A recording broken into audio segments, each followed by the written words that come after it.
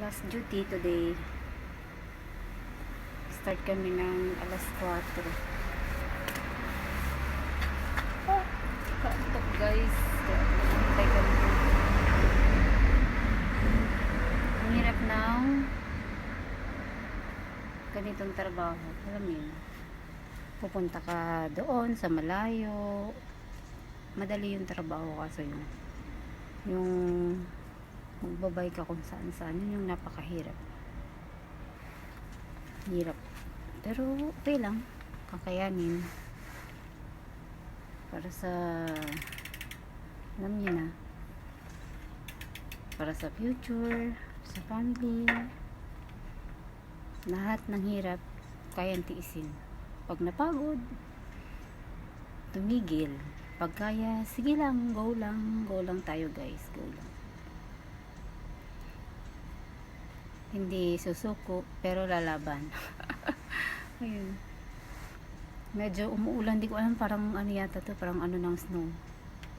Kasi pag ulan iba naman yung ano eh. Ngayon parang ano lang siya, umuulan siya ng parang snow nga ito, pero hindi ganun kalakas,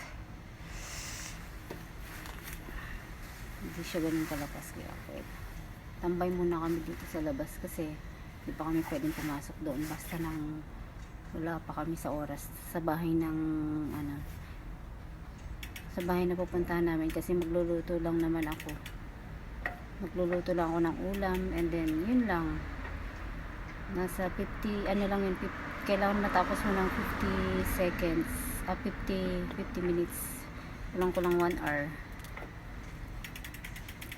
Yun lang guys. Kanina is natapos ako sa umaga.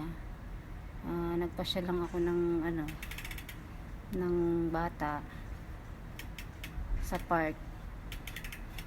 Ganun lang yung sa umaga. Hindi na nag-oforo kasi sira yung oforo nila. So napaaga yung tapos ko kaninang umaga. Kaya maaga ako nakauwi. Pagdating ko nandun na siya sa bahay. So ito na yung last kong trabaho for today.